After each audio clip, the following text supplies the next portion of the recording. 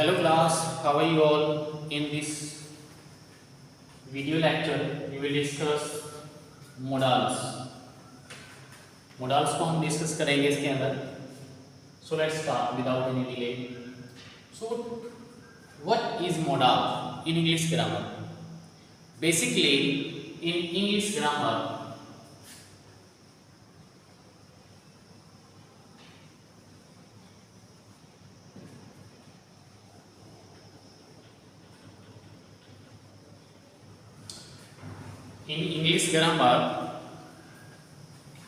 a modal is a verb. Models क्या होती है? एक वर्ब होती है that combine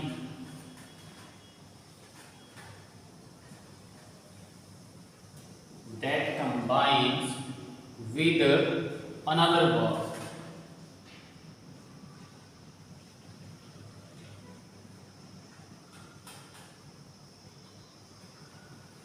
Another verb to indicate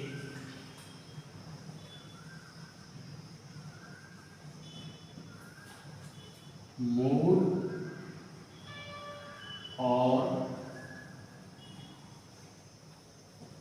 tense. Mood or tense. A modal, also known as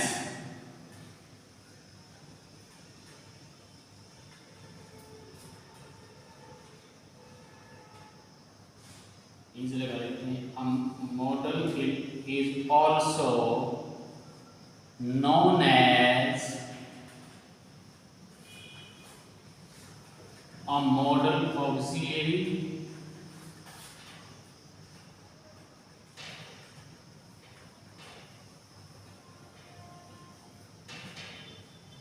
or a modal verb.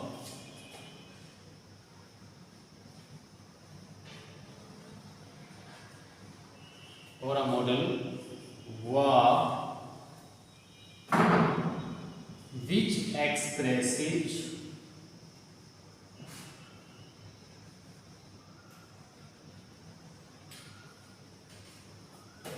necessity, uncertainty,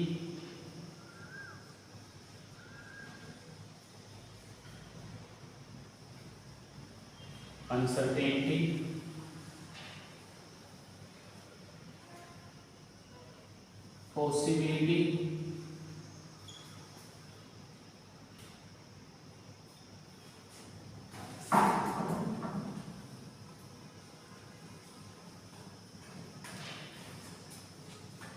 formation,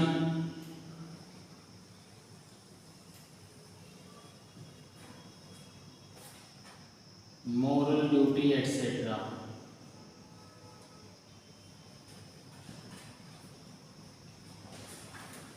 etc. तो जो models होते हैं वो क्या होते हैं? बेसिकली मॉडल्स इंग्लिश ग्रामर में मॉडल एक वर्ब होती हैं जो कि दूसरी वर्ब के साथ कंबाइन होती है और मूड और टेंस को इंडिकेट करती है. तो मॉडल जो है, एक मॉडल को मॉडल ऑक्सिलरी के रूप में भी जाना जाता है या फिर मॉडल वर्ब के रूप में भी जाना जाता है, जो कि नेसेसिटी, अनसर्टेनिटी, पॉसिबिलिटी, परमिशन और मॉरल ड्यूटी को एक्सप्रेस करती है. तो यहाँ पर बेसिकली ये इसकी जनरल डेफिनेशन है. तो so let's start one by one to discuss this modal auxiliary verb. तो as you know that modal auxiliary, तो जो मॉडल होती हैं वो क्या होती हैं? बेसिकली वो ऑक्सिलरी वर्ब होती हैं. ऑक्सिलरी का मतलब हेल्पिंग वर्ब. जो मॉडल्स होती हैं वो क्या होती हैं? हेल्पिंग वर्ब होती हैं.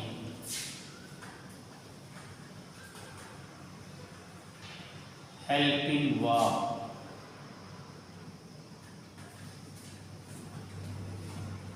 तो इसका फर्स्ट जो पॉइंट है वो क्या है?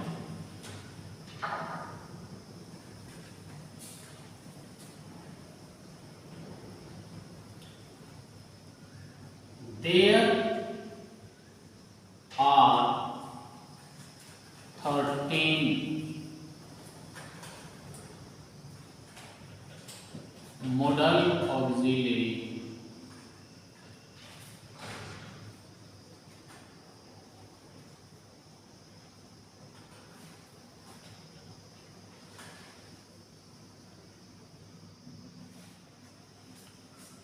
There are 13 modal auxiliary such as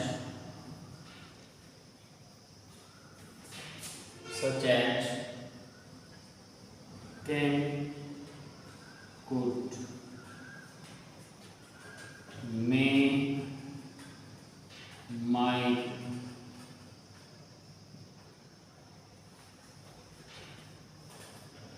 shall,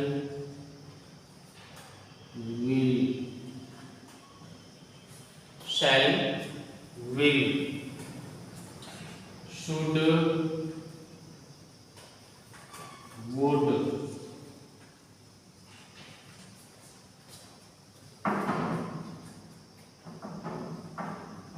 must,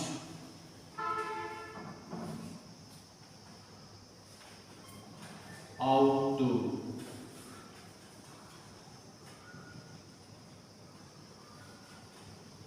used to, need और dare। काउंट करते हैं 1 2 3 4 5 6 7 8 9 10 11 12 13।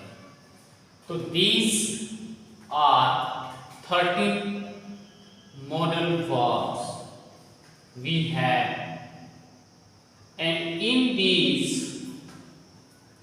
13 modal verbs, these three are used as another form of verb. We can say marginal verbs. So यहाँ पर जैसे can, could, may, might, तो यहाँ पर हम सेकंड पॉइंट डिस्कस करेंगे। सेकंड पॉइंट क्या है? There is no V1, V2,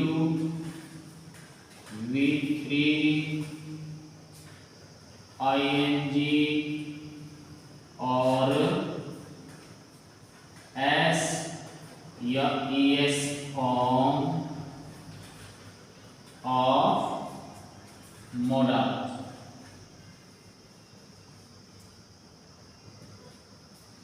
तो मोडाल्स की कोई भी V1, V2, V3, ing और SAS फॉर्म नहीं होती है। तीसरा point, there is no impact of number of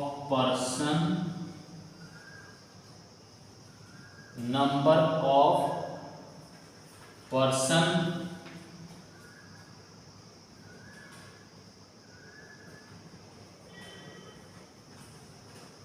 or subject।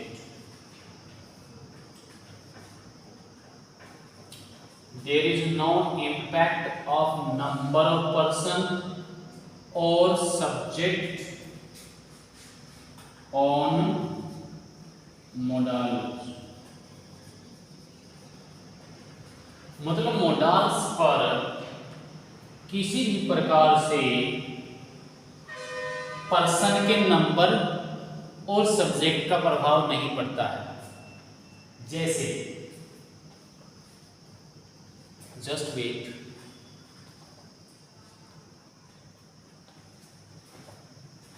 इसको आप स्क्रीनशॉट लें या फिर आप साथ के साथ इसको नोट करते चलें, नोट डाउन करते चलें।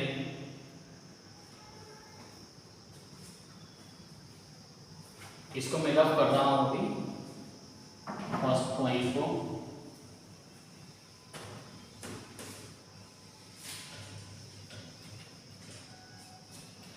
Yes.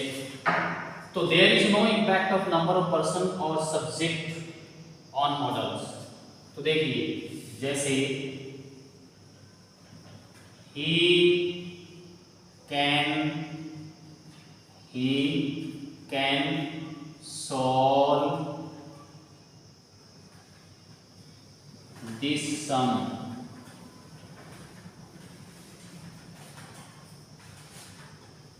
I can lift this box.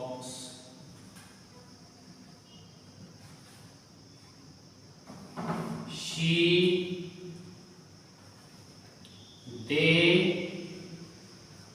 can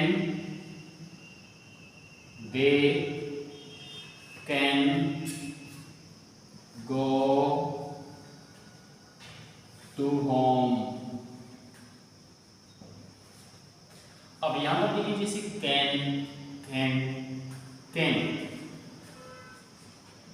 अब यहां पर क्या हुआ, जैसे ही थर्ड पर्सन, आई फर्स्ट पर्सन और दे थर्ड पर्सन। तो यहां पर हम देखते हैं कि सब्जेक्ट जो है, सब्जेक्ट का जो नंबर है उसका मॉडल्स के ऊपर कोई प्रभाव नहीं पड़ रहा है, सेम है। यहाँ पर भी कैन भी, ही के साथ भी, आई के साथ भी और दे के साथ भी। तो मतलब क्या है कि तीसरा पॉइंट हमारा यहाँ से क्लियर हो जाना चाहिए कि मॉडल्स के ऊपर किसी भी प्रकार के नंबर ऑफ पर्सन, मतलब कितने भी हम चाहे सिंगुलर प्रोनाउन यूज करें, चाहे सिंगुलर सब्जेक्ट यूज करें, चाहे सिंगुलर नाउन यूज करें, तो कहने का मतलब ये है कि सिंगुलर सब्जेक्ट के साथ भी सेम फॉर्म में रहेगा और प्लूरल के साथ भी सेम फॉर्म में जो कैन है, मतलब जो मॉडल्स ऑक्सिलरी हैं वो सेम यूज होंगे। ओके, नेक्स्ट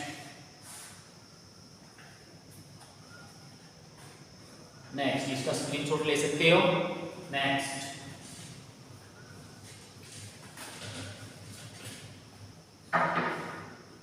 जो फोर्थ पॉइंट है, अब यहां से हमने स्टार्टिंग में कुछ मैंने सर्कल किया था 3 वर्ड्स को और 2 के साथ हमने देखा है 2। तो there are 3 marginal verbs, marginal modal verbs।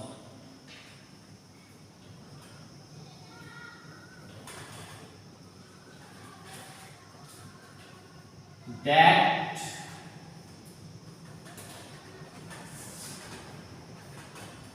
are used in a different way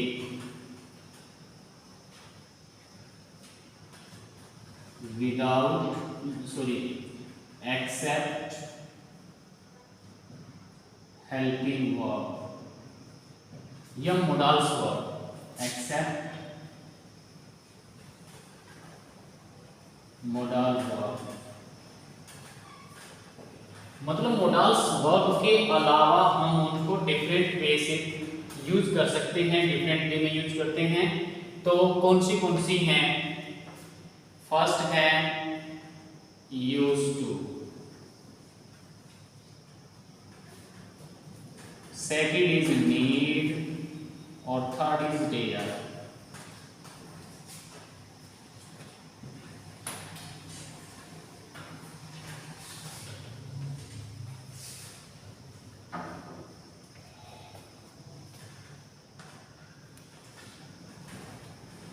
सो देखिए यूज टू, सबसे पहले डिस्कस करते हैं use to.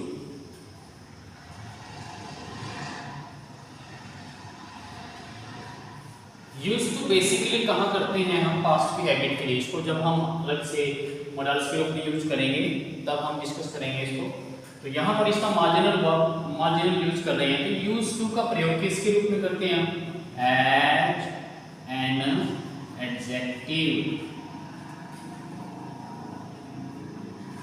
As an adjective. अब एडजेक्टिव के रूप में कैसे करेंगे देखिए, जैसे I am used too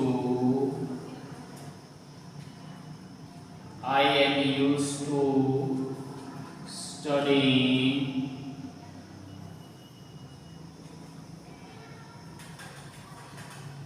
early in the morning,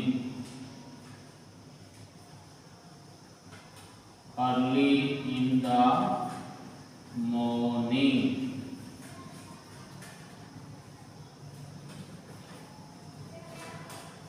शायद आप यहां सोच रहे होंगे कि मैंने एम भी लिख दिया और यूज टू भी लिख दिया, बी एम भी हेल्पिंग वर्ब है और यूज टू भी हेल्पिंग वर्ब मॉडल्स वर्ब है, तो ये तो गलत हो गया सेंटेंस।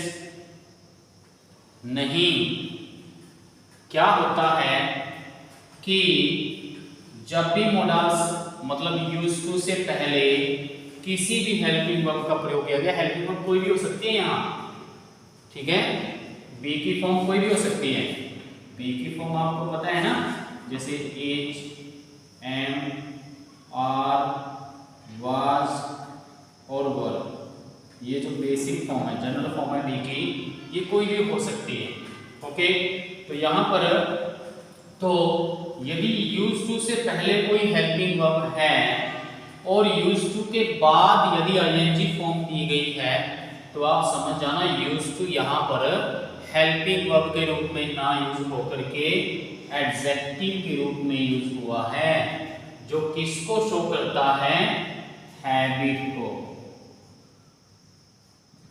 किसको शो करता है, हैबिट को दर्शाता है कि मेरी जो आदत है वो सुबह जल्दी पढ़ने की है, मैं सुबह जल्दी पढ़ने का आदी हूं। ठीक है, समझ में आया?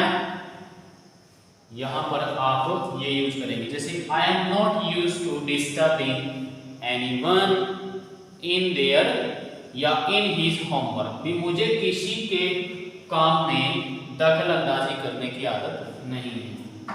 जैसे he is used to telling a lie, भी उसको झूठ बोलने की आदत है। He is used to telling a lie, तो यहां पर यूज टू किसके रूप में हुआ है, एडजेक्टिव के रूप में। क्लियर है ये? यहां पर हम डिस्कस क्या कर रहे हैं, मॉडल्स, लेकिन मॉडल्स में फोर्थ पॉइंट क्या डिस्कस कर रहे हैं भी, मार्जिनल वर्ब के रूप में भी हम कुछ ऐसी वर्ब है मॉडल्स हैं, जैसे यूज टू, नीड और डेयर है, इनका प्रयोग करते हैं। जैसे यूज टू डिस्कस कर रहे हैं, तो यहाँ पर यूज टू का यूज है जो एडजेक्टिव के रूप में होता है। क्लियर? तो यहां पर बेसिकली क्या है, कई बार ये पूछते हैं क्या यूज टू का यूज प्रेजेंट में होता है? यस, ये प्रेजेंट में है, ये प्रेजेंट में है। जब हम इस एम आर लगा रहे हैं तो ये प्रेजेंट में ही यूज टू का प्रयोग कर रहे हैं, बट ये ध्यान रखें हेल्पिंग वर्ब के रूप में नहीं, बल्कि किसमें, एडजेक्टिव के रूप में कर रहे हैं। इस बात का ध्यान रखें भी यूज टू का प्रयोग प्रेजेंट में तो हो सकता है, लेकिन वो हेल्पिंग वर्ब के रूप में नहीं होगा, वो एडजेक्टिव के रूप में होगा, जो कि एग्जांपल हमारे सामने। ओके, क्लियर है? नेक्स्ट डिस्कस करते हैं need.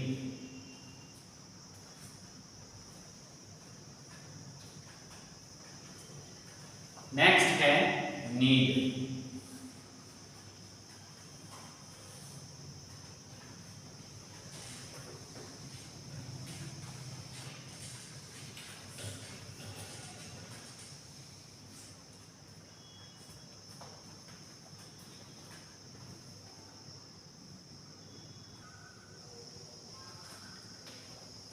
Need.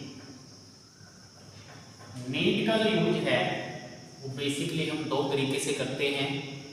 First as a main verb,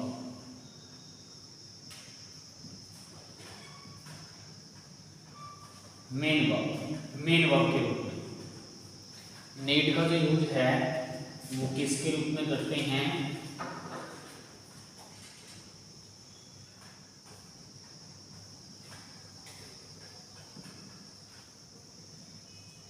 as a main verb. जैसे he needs your help,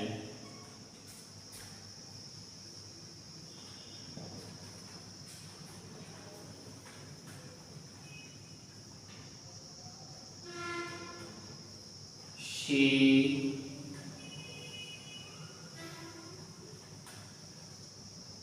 does not need, she does not need, she does not need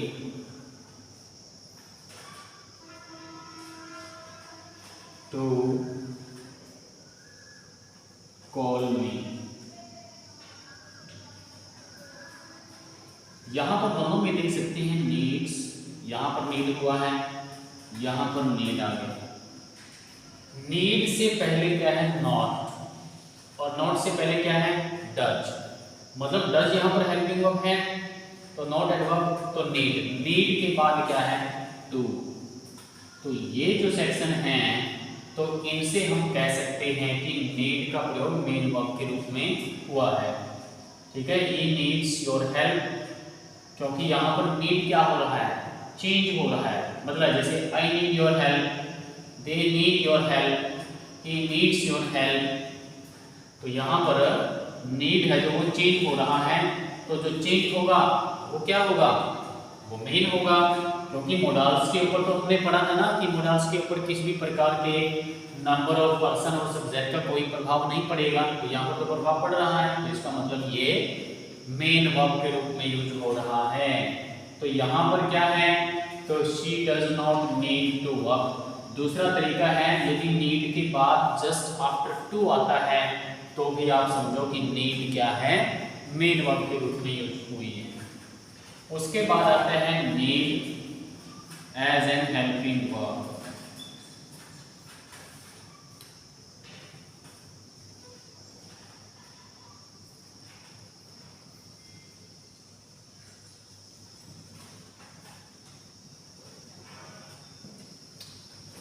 तो helping verb के रूप में क्या करेंगे? बेसिकली ध्यान रखना, नीड का जो प्रयोग है वो इंट्रोगेटिव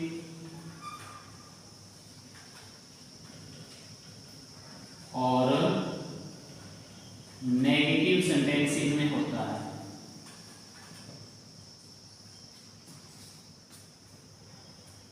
देखिए नीड का प्रयोग कहाँ होता है हेल्पिंग वर्ब के रूप में? इंट्रोगेटिव और नेगेटिव सेंटेंस में। जैसे need you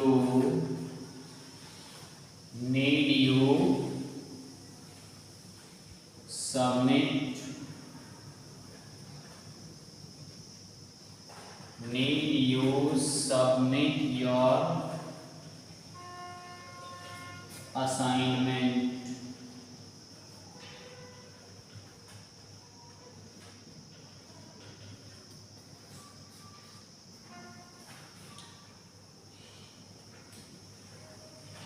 He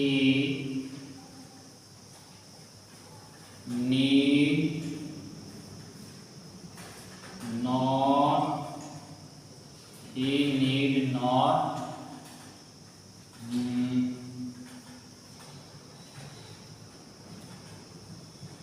write me a letter।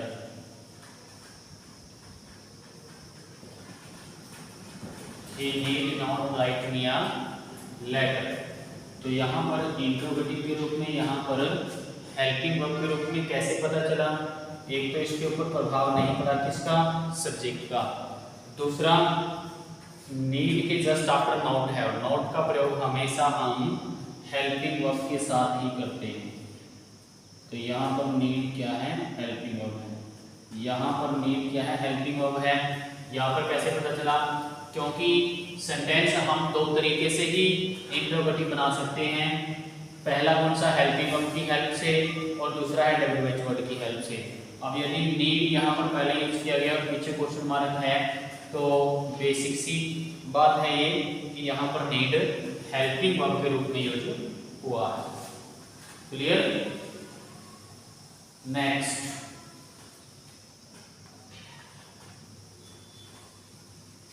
Screenshot ले सकते हैं इसका।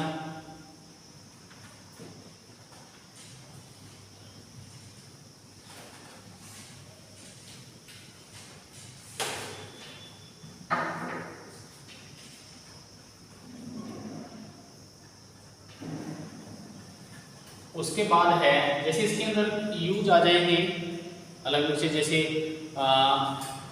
अब्सेंस ऑफ नेसेसिटी को दर्शाने के लिए भी हम किसका प्रयोग करते हैं, अब्सेंस ऑफ नेसेसिटी को दर्शाने के लिए नीड का प्रयोग करते हैं। जैसे इसमें आ जाएगा फॉर अब्सेंस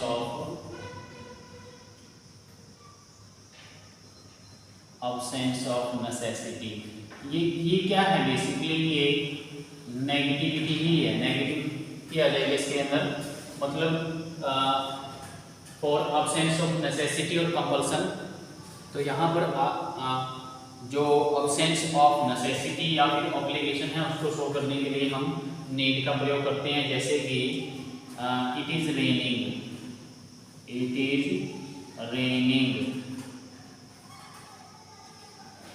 बारिश हो रही है। You need not water the plants,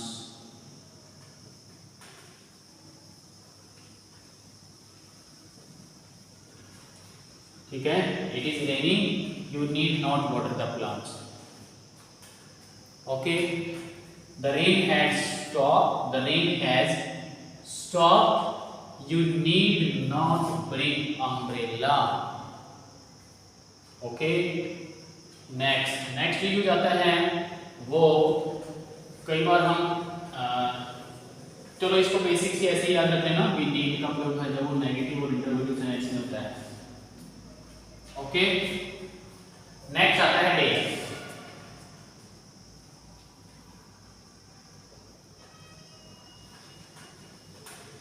dare, तो डेयर का मीनिंग क्या होता है, सबसे पहले साहस करना,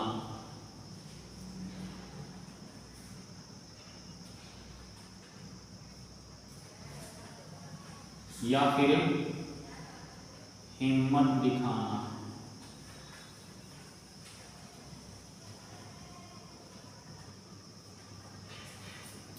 साहस करना या फिर हिम्मत दिखाना। तो डेयर का जो यूज है वो हेल्पिंग वर्ब के रूप में, एज मेन वर्ब के रूप में, as a main verb, as a main verb के रूप में कैसे करेंगे, तो देखो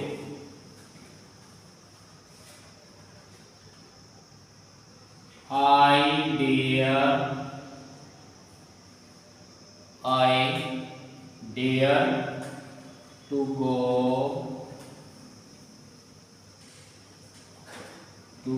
I dare to enter the dark room, I dare to enter the dark room. He does not dare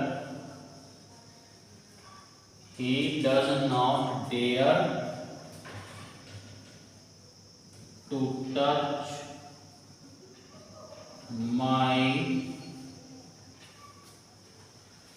book.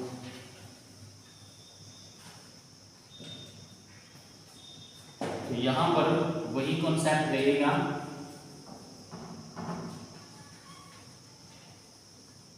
Main verb के रूप में।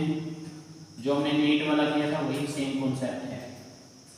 बी डेयर और जो नीड है उसका यूज इंट्रोगेटिव और नेगेटिव सेंटेंसेस में होता है। तो यहाँ पर ये मेन वर्ब के रूप में है। Clear? I dare to enter the dark room, he does not dare to touch my book. उसके बाद यदि डेयर का यूज हम देखें हेल्पिंग वर्ब के रूप में,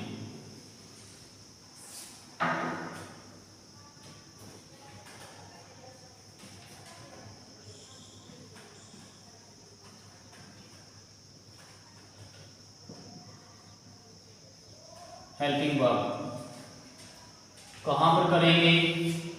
इंट्रोगेटिव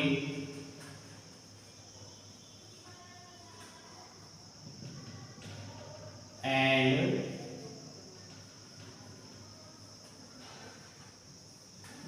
नेगेटिव सेंटेंसेस में।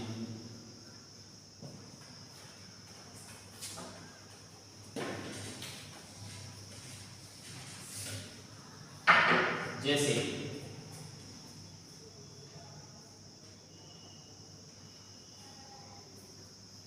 डेयर you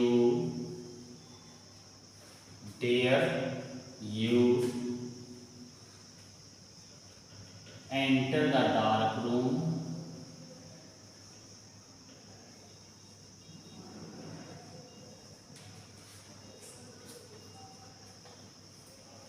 ए ने कहा। अब बी कहता है no I dare not enter the dark room.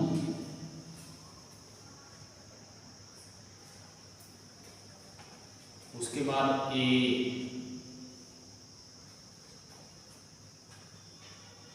he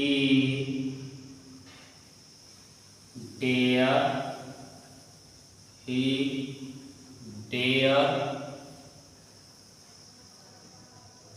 not, he dare not touch, he dare not touch my mobile। तो यहाँ पर बेसिकली आप देख सकते हो डेयर इंट्रोगेटिव सेंटेंस में, नेगेटिव सेंटेंस में और नेगेटिव सेंटेंस में। तो यहाँ पर हम क्या करते हैं? इंट्रोगेटिव और नेगेटिव सेंटेंसेस में डेयर का प्रयोग करते हैं। तो ये तीन हमारे पास जो हेल्पिंग वर्ब यूज हुई मार्जिनल वर्ब के रूप में। तो नीड और डेयर का प्रयोग करते हैं हम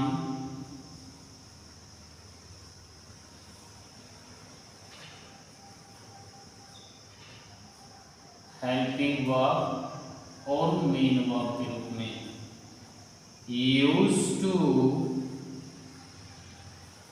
टू का यूज करते हैं हेल्पिंग वर्ब प्लस एडजेक्टिव के रूप में।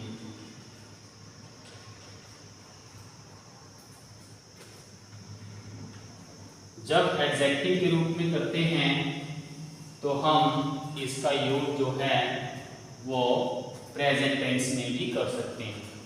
ओके, तो ये थे मॉडल्स में तीन हमने जो डिस्कस किए हैं, या मॉडल्स की बेसिक इंफॉर्मेशन हमने डिस्कस किए हैं। तो